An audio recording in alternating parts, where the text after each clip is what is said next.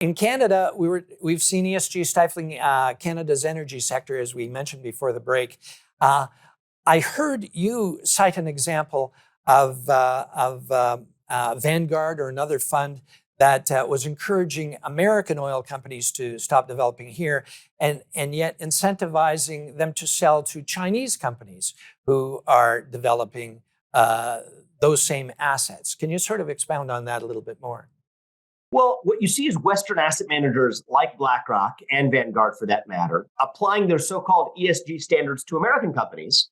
And, I would say Western companies more broadly, Canadian companies, European companies fit that description, but without applying those same standards in places like China. Now, why is that? They would lose their ability, BlackRock would, to do business in China if they applied those same ESG constraints to Chinese companies. So BlackRock benefits from that. But unfortunately, their American clients and American shareholders are left holding the bag. I sometimes joke around that ESG now stands for export Soviet gas, because that's effectively the effect it's had on global capital markets. When American companies produce less, Russians produce more. Same thing, Chevron's dropped projects that PetroChina has picked up on the other side of the world, even as BlackRock, the very company that's applying pressure to companies like Chevron to drop these projects, is actually one of the large shareholders of PetroChina. That's hypocrisy that neither liberals nor conservatives should love, but it reveals what this scam is really all about. Very true. In Canada here, our government seems to be focused on containing oil and gas development and rather trying to shift focus on banning single-use plastics. Truly, plastics that are eco-efficient, and that's why they're being used. The market has rewarded them over the years, but they're banning plastic bags, straws, and a whole host of other small items to divert attention, I believe.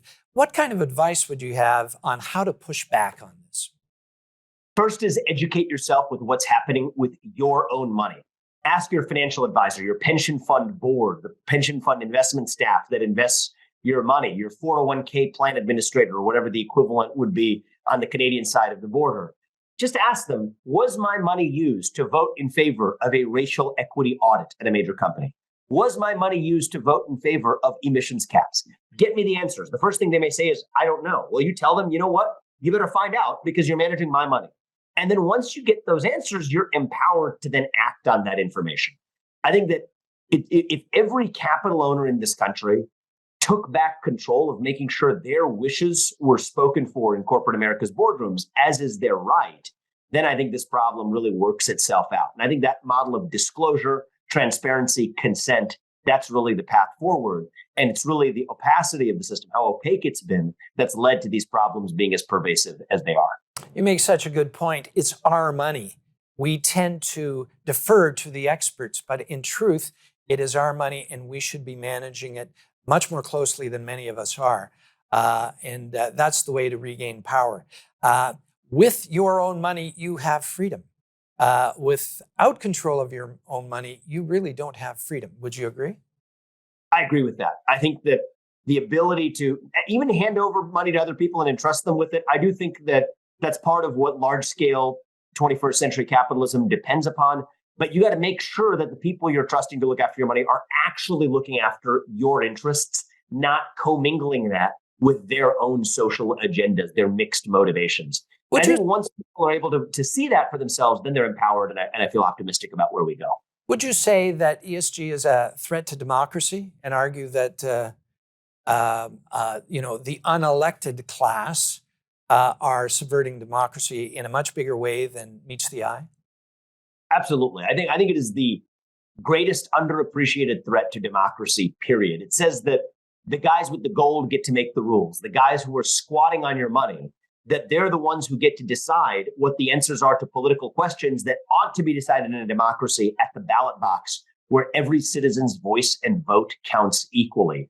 And that's not a left-wing or a right-wing concern. That's a fundamental concern for any citizen in a self-governing democratic republic.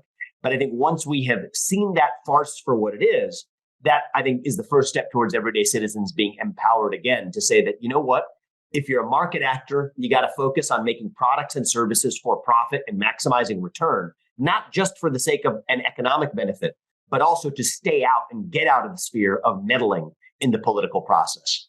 And it seems that in Canada anyway, the pension funds didn't go back to their customers and ask for permission.